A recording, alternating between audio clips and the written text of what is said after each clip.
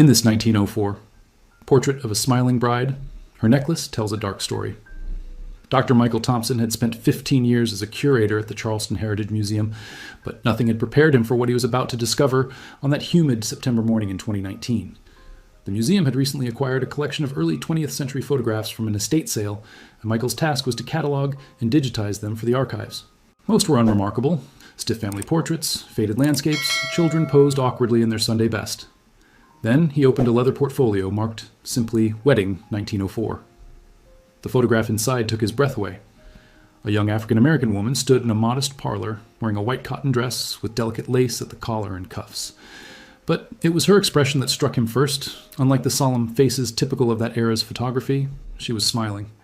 A genuine, radiant smile that seemed to light up the entire frame. Her hands were clasped at her waist, and around her neck hung what appeared to be a simple metallic necklace. Michael carefully placed the photograph on the light table and examined it more closely. Something about the image nagged at him, though he couldn't quite articulate what. The composition was beautiful, the preservation remarkable for a photograph over a century old. Outside, the Charleston humidity pressed against the museum's windows, blurring the historic district beyond into a watercolor of antebellum architecture and live oak trees. Inside, the air conditioning hummed quietly, preserving countless artifacts from the ravages of time and climate.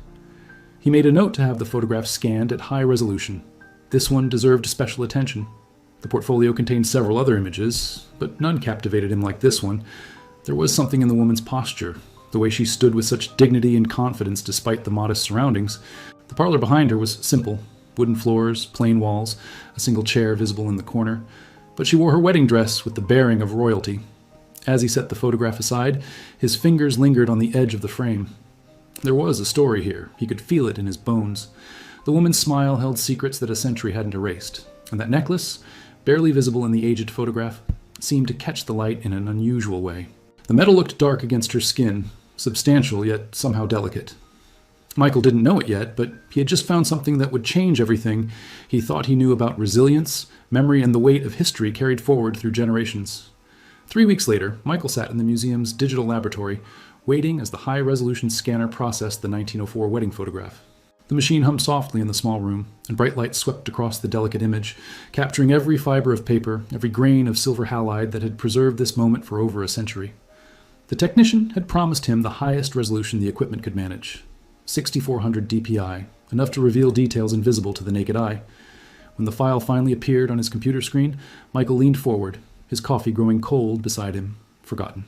He started with the woman's face, marveling at how clearly her features came through in the enhanced image. Her eyes held a complexity of emotions: joy, certainly, but something deeper too. Pride, perhaps. Determination. A quiet strength that transcended the limitations of the photographic medium. He could see the texture of her skin, a small beauty mark near her left ear, the careful way her hair had been styled and pinned. He moved slowly across the image, examining the details of her dress, the intricate lacework that someone had carefully stitched, the small buttons running down the back, visible where she had turned slightly. The worn floorboards beneath her feet spoke of a modest home, well-maintained but weathered by time and use. Then he reached the necklace, and everything changed. Michael's hand froze on the mouse. He zoomed in further, and his breath caught in his throat. What he had assumed was a decorative chain was something else entirely. The metal wasn't uniform or smooth. It bore distinct hammer marks, irregular links that had been painstakingly shaped by hand, not cast in a factory mold. The links varied slightly in size, suggesting individual forging rather than mass production. But it was the wear patterns that made his heart pound against his ribs. Deep grooves circled certain links, the kind of abrasion that came from constant friction against skin over months or years. The metal was darkest in these worn areas, polished smooth by endless movement. And there, barely visible even in the enhanced high-resolution image, were what looked like file marks where something substantial had been removed, perhaps heavier restraining elements or a lock mechanism. "That's not jewelry," Michael whispered to the empty room, his voice sounding strange in the silence. His mind raced through possibilities, each more troubling than the last. Michael spent the next morning in the museum's climate-controlled archives, surrounded by cardboard boxes and the musty smell of old paper that no amount of preservation technology could completely eliminate. The photograph had come from the estate of Eleanor Price, a Charleston resident who had died at 97 with no living relatives. Her belongings had been liquidated at auction, and the museum had purchased a collection of family documents and photographs that the auction house had deemed of historical interest. Now Michael needed to find out who the woman in the wedding portrait was, and what her connection to Eleanor might be. He carefully sifted through letters, deeds, and certificates, creating a timeline of the Price family history on his laptop. Eleanor had been born in 1922, which meant the bride in the photograph couldn't have been her mother. The dates didn't align. Perhaps a grandmother or great-aunt. The documents were frustratingly incomplete, with gaps in the genealogical record that were common for African-American families from that era. Birth certificates were scarce, and many records had been lost or never properly kept in the first place. Then at the bottom of the third box, Michael found a leather-bound journal. The cover was cracked with age, the pages yellowed and brittle at the edges. Inside, written in careful, elegant script, were the words, "Family History, recorded by Eleanor Price, 1985. His hands trembled slightly as he opened it. The first entry read, "My great-grandmother Rose was married on June 14, 1904, in Charleston. She wore the necklace, as was tradition. This is her story, passed down so we never forget." Michael's pulse quickened. Rose. He finally had a name. He read further, his eyes scanning the pages hungrily. Eleanor had documented family stories told to her by her grandmother, Rose's daughter. The journal spoke of slavery, of emancipation, of survival and transformation. And it mentioned the necklace repeatedly, always with reverence, always with weight. The necklace was made from Grandmother Ruth's chains, one passage read. After freedom came, she had them changed, made into something we could choose to wear. Michael sat back in his chair, the full implication washing over him like a wave. The necklace wasn't just jewelry, it was a shackle transformed, a deliberate act of reclamation, turning an instrument of bondage into a symbol of endurance and choice. The journal revealed Ruth's story in fragments, pieces of oral history that Eleanor had carefully transcribed decades after the events occurred. Ruth had been born into slavery in 1838 on a rice plantation 30 miles north of Charleston. Michael cross-referenced the details with plantation records held in the South Carolina Historical Society archives, and after 2 days of searching, he found her, listed simply as Ruth, house servant, in the 1860 census of enslaved people. No last name, no age given beyond adult female, just a line item in someone else's ledger. According to Eleanor's journal, Ruth had been punished repeatedly for teaching other enslaved children to read, a crime under South Carolina law. Each time she was caught, the punishment grew more severe. The final time, in 1863, the overseer had ordered an iron collar forged for her, a punishment collar meant to humiliate and restrict. The collar was heavy with a chain that hung down her chest, marking her as disobedient, making her an example to others who might defy the rules that kept them in bondage. Ruth wore that collar for 2 years, through 1863 and 1864, even as the Civil War raged and rumors of emancipation began to spread through the slave quarters in whispers and coded songs. Eleanor's journal noted that Ruth's daughter, Rose's mother, remembered her own mother's neck bearing permanent scars, indentations in the skin where the metal had pressed day after day, month after month. The weight of it had caused chronic pain, made sleeping difficult, marked her physically and psychologically.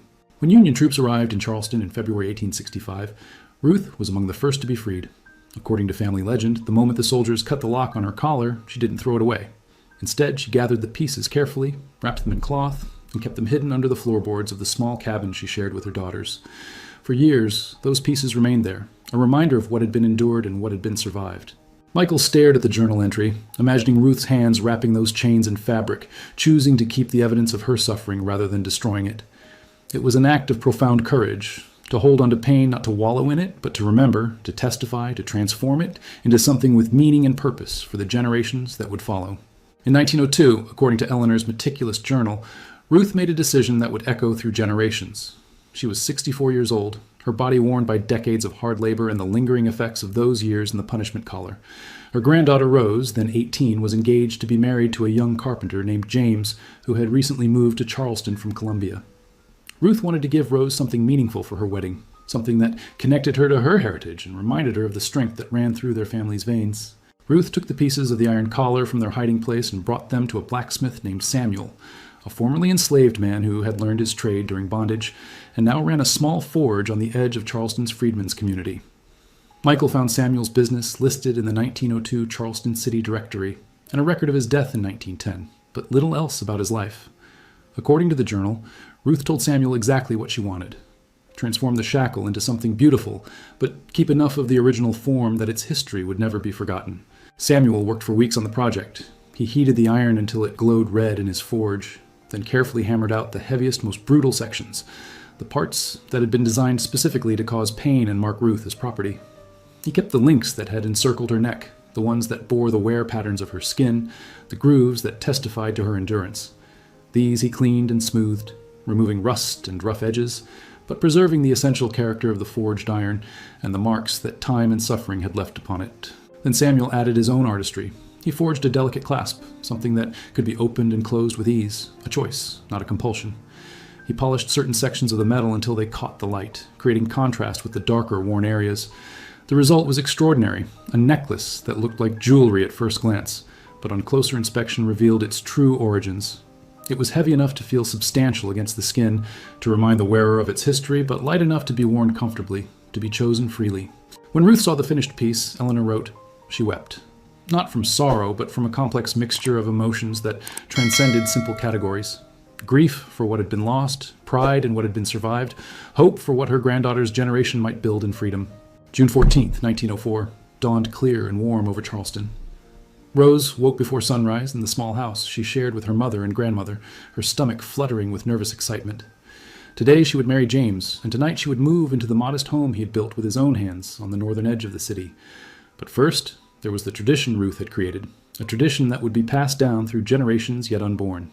Ruth came to Rose's room carrying a wooden box. Inside, wrapped in white linen, lay the transformed necklace. This was made from the chains I wore, Ruth told her granddaughter, her voice steady despite the weight of memory. I wore it in bondage without choice. Today, you will wear it in freedom because you choose to. You will wear it to remember where we came from, what we survived, and to carry that strength forward into your new life. Rose lifted the necklace from its wrapping, feeling its substantial weight in her hands. The iron was cool against her palms, the links clinking softly together with a sound that was both musical and sobering. She could see the hammer marks Samuel had left visible, the wear patterns from her grandmother's skin, the careful craftsmanship that had transformed suffering into something that could be honored and remembered. Her mother fastened the clasp at the back of Rose's neck, and Rose felt the weight settle against her collarbone. Not oppressive, but present, grounding her in a history that was both painful and precious. The photographer arrived mid-morning, a white man named Harold who operated a studio downtown and did occasional work in the freedmen's community. He set up his camera in the front parlor, arranging Rose near the window where natural light would illuminate her face. Harold worked with professional efficiency, occasionally suggesting small adjustments to Rose's posture or the angle of her head. When he was satisfied with the composition, he ducked under the black cloth behind his camera. Hold very still, he instructed. And if you can manage it, a pleasant expression would be nice. But Rose didn't offer a polite, restrained smile typical of portrait photography. Instead, she smiled broadly, genuinely, radiantly, a smile that contained multitudes. Joy for her wedding day, pride in her heritage, defiance against anyone who might think her people broken by their history. The shutter clicked, capturing that smile, that necklace, that moment for posterity. Michael's investigation took him deeper into Charleston's African-American community history. Using Eleanor's journal as a guide, he began searching for descendants of Rose and James, hoping to find someone who might know what had happened to the necklace after Rose's wedding day. The trail was complicated. Families had moved, names had changed through marriage, and records for black families in the early 20th century were often incomplete or poorly preserved in official archives. He started with church records. Eleanor's journal mentioned that Rose and James had been married at Mother Emanuel AME Church, the same historic church that would become nationally known over a century later following a tragic shooting in 2015. Michael visited the church's archives, where a patient archivist helped him search through baptism records, marriage certificates, and membership rolls. There he found Rose and James's names and began to trace their family forward through time. Rose and James had 4 children, 3 daughters and a son. The eldest daughter, Mary, was born in 1905, exactly 9 months and 2 weeks after the wedding. Michael found Mary's wedding announcement in the Charleston Chronicle, a black-owned newspaper from 1927. The announcement was brief, but it mentioned that the bride wore a treasured family heirloom passed down from her grandmother. Michael's heart raced. The necklace had been worn again. He tracked Mary's daughter Ruth, named after her great-grandmother, who had married in 1952. Through census records and city directories, Michael pieced together Ruth's life. She had worked as a teacher, raised 2 daughters, and lived in Charleston until her death in 1988. Her obituary mentioned that she was preceded in death by her mother Mary and survived by her daughters, Angela and Patricia. Michael now had contemporary names, people who might still be living in Charleston or nearby. A search of online phone directories yielded nothing for Angela, but he found a Patricia Johnson living in Mount Pleasant, just across the Cooper River from Charleston. Michael's hands shook slightly as he dialed the number. The phone rang 4 times before a woman's voice answered, cautious and slightly suspicious. Hello. Hello, my name is Dr. Michael Thompson. I'm a curator at the Charleston Heritage Museum, and I'm trying to locate descendants of a woman named Rose who was married in 1904. Would you happen to be related to that family line? There was a long pause. Then quietly, Rose was my great-great-grandmother. Why are you asking?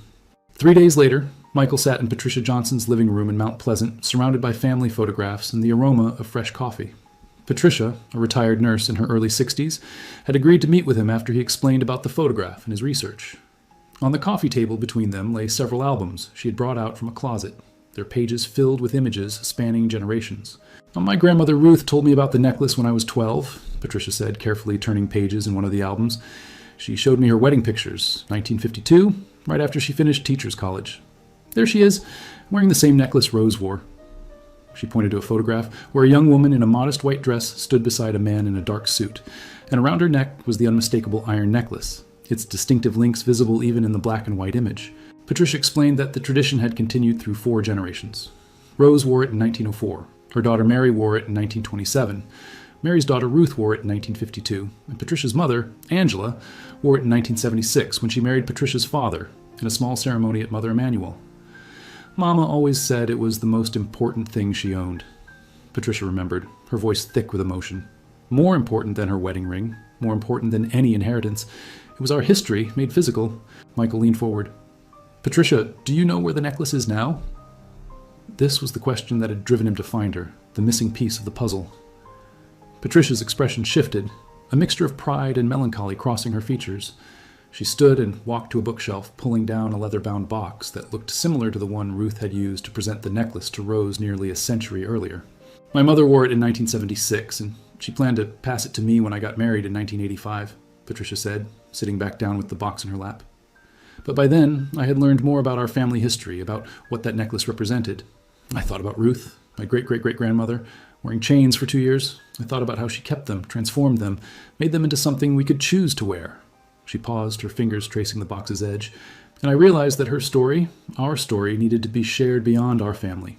Keeping it private felt like letting her suffering remain invisible. Patricia opened the leather box, and there, nestled in white silk, lay the necklace.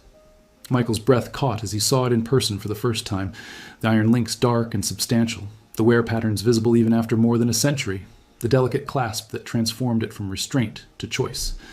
Patricia lifted it gently, the links clinking softly together, and held it up to the light streaming through her window. In 1960, my mother and grandmother made a decision together, Patricia continued, her eyes fixed on the necklace. The civil rights movement was growing stronger, and they felt that Ruth's story, all of our ancestors' stories, needed to be preserved not just in family memory, but in public memory. They wanted people to understand not just the brutality of slavery, but also the resilience, the creativity, the absolute refusal to let that brutality define us completely. She explained that Angela and Ruth had approached the Charleston Heritage Museum with an offer. They would donate the necklace along with the wedding photographs from all 4 generations, Eleanor's journal, and detailed documentation of the family history. In exchange, the museum would commit to displaying the necklace and telling Ruth's story as part of their permanent exhibition on Charleston's African American history. The museum had agreed, and in a small ceremony in December 1960, Angela had worn the necklace one final time before placing it in the museum's care. But then something happened, Patricia said, her expression darkening. The museum's director at the time, this was before integration, before the Civil Rights Act, he accepted the donation but never put it on display. He filed it away in storage with a vague note about folk artifacts and no mention of the collar, the transformation, or Ruth's story. My grandmother was furious, but there was little she could do. The legal donation had been completed, and in 1960, a black woman didn't have much recourse against a white-run institution. Michael felt a wave of shame wash over him, even though he hadn't been born when this happened. Patricia, I had no idea. This never should have... She raised her hand, stopping him gently. I know you weren't responsible, but now you understand why this matters so much. For 60 years, Ruth's necklace has been hidden in your museum's storage, her story untold, her transformation from enslaved to free woman reduced to an inventory number in a database. 6 months later, on a warm June morning in 2020, almost exactly 116 years after Rose's wedding, the Charleston Heritage Museum unveiled a new permanent exhibition titled Chains Transformed Stories of Resilience and Reclamation. At the center of the exhibition, lit carefully to highlight every detail, hung Ruth's necklace in a custom-designed display case. Beside it were the 4 wedding photographs: Rose in 1904, Mary in 1927, Ruth in 1952, and Angela in 1976, showing each woman wearing the same necklace, their smiles echoing across generations. Michael had spent months working with Patricia, local historians, and community leaders to ensure the exhibition told Ruth's story with the dignity and complexity it deserved. The display included excerpts from Eleanor's journal, historical context about punishment collars and slavery in South Carolina, information about Samuel the blacksmith who had transformed the shackle, and a video installation where Patricia and other descendants shared family memories and reflected on what the necklace meant to them. The opening ceremony drew over 300 people. Patricia stood near the display, surrounded by family members, cousins she had reconnected with during the research process, young people who were learning their family history for the first time, elders who remembered hearing stories about Ruth from their grandparents. When Michael invited her to speak, Patricia approached the podium with the same dignity her ancestor Rose had shown in that 1904 photograph. "My great-great-great-grandmother Ruth wore chains that were meant to break her spirit," Patricia said, her voice steady and clear. Instead, she took those chains and made them into something her descendants could choose to wear, not as a burden, but as a testament. She transformed suffering into strength, bondage into legacy. This necklace reminds us that we are not defined by what was done to us, but by how we respond, how we survive, how we transform pain into purpose. As the ceremony concluded and visitors began to move through the exhibition, Michael stood back and watched an elderly woman lean close to the display case, studying Rose's photograph. She pointed to the necklace and whispered something to the young girl beside her, perhaps her granddaughter. The girl leaned in, her eyes widening as she noticed the hammer marks, the wear patterns, the weight of history made visible. In that moment, Michael understood the true power of what he had helped bring to light. Ruth's story was no longer hidden in storage, reduced to an inventory number. It was alive again, speaking across centuries, reminding everyone who encountered it that resilience can transform even the heaviest chains into something chosen, something meaningful, something that connects past to present and ensures that suffering is never forgotten, but also never the final word.